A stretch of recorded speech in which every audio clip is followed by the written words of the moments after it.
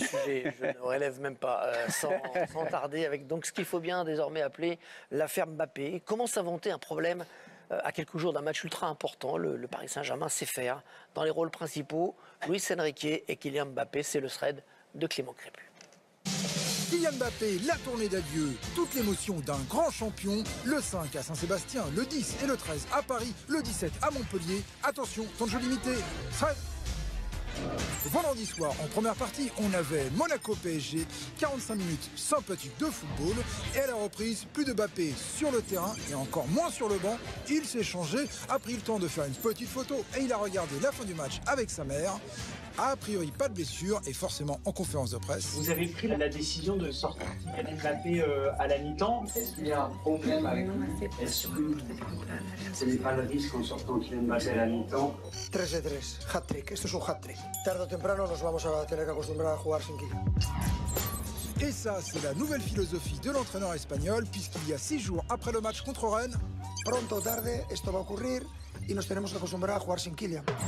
Mbappé sur les 5 derniers matchs, c'est 90 minutes contre la Real Sociedad, normal, 0 minutes contre Lille, 28 minutes contre Nantes, 65 contre Rennes, 45 contre Monaco. Et ça, c'est quand même moins commun pour le capitaine du Paris Saint-Germain. Alors, que se passe-t-il et pourquoi est-on passé de ce genre de déclaration en décembre? La misma de siempre, diría perfecta. No somos novios, pero casi. À cette déclaration jeudi, Si todo va normal, yo creo que vamos a tener mi ilusión, la que yo espero y lo que yo creo y estoy plenamente convencido al 100% que vamos a ser un equipo todavía mejor al de este año. No tengo ninguna duda.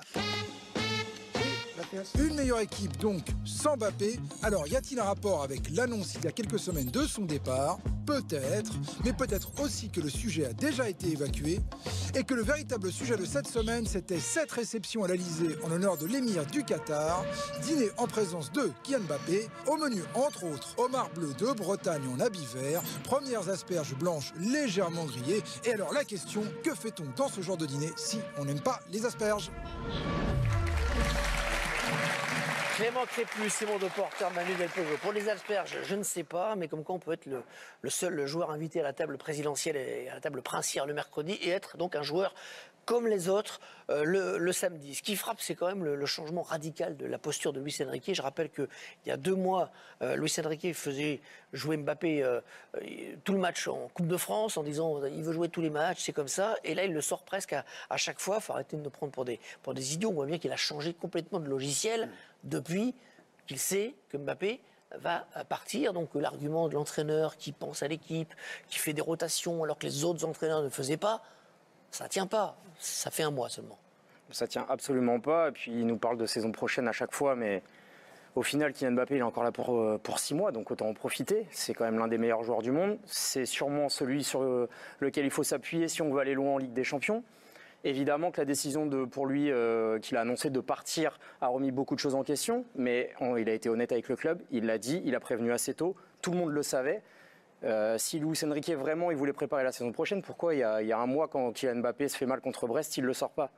Et puis on peut se poser la question sur ses performances depuis le début de la saison. Il n'a jamais été totalement irréprochable, il a des stats exceptionnelles, ça c'est clair, mais au final s'il avait voulu sortir, pourquoi il ne l'a pas fait avant que depuis l'annonce?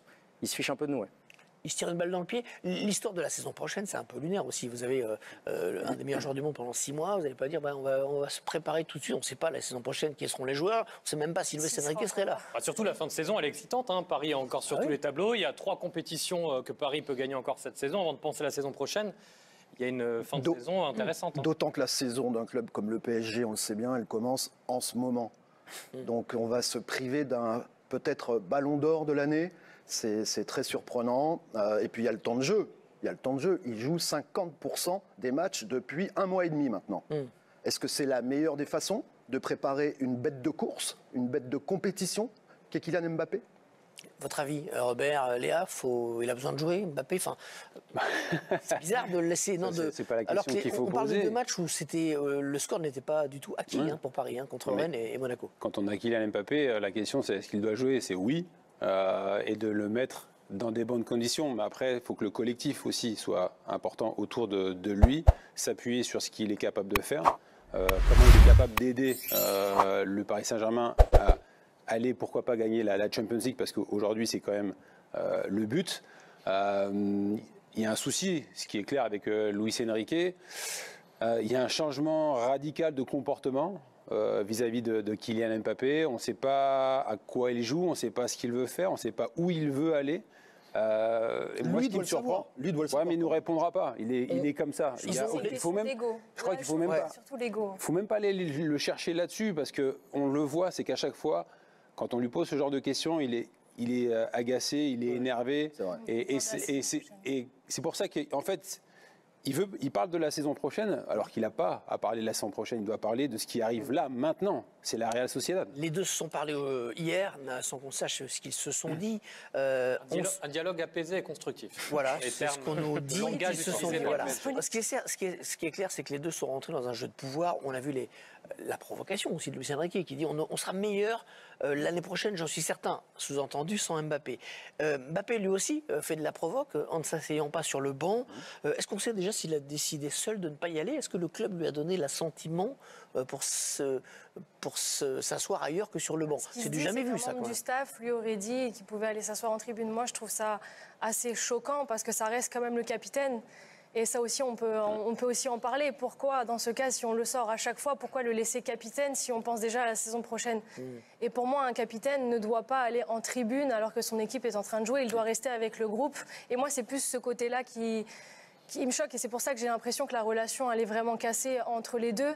Et c'est de l'ego. Et je pense que c'est vraiment des deux côtés aussi. Il ne peut pas ignorer que ça va faire le buzz, le fait de se mettre en tribune, il n'est pas bête. Donc c'est de la provocation. C'est une forme de provoque. Avec le recul, je pense qu'il est possible aussi que tout le monde soit tellement sidéré de voir ça. Mbappé qui sort à la mi-temps à Louis II, qu'on improvise. Non, mais c'est surtout que c'est un joueur d'un match. Ils étaient tous moyens en première période. Il n'y a pas que lui qui devait sortir. Mais non, mais ça, je suis d'accord. Mais dans tous les cas, il faut rester intelligent et professionnel. Et pour moi, il sait très bien que s'il va en tribune, il s'est douché. Le directeur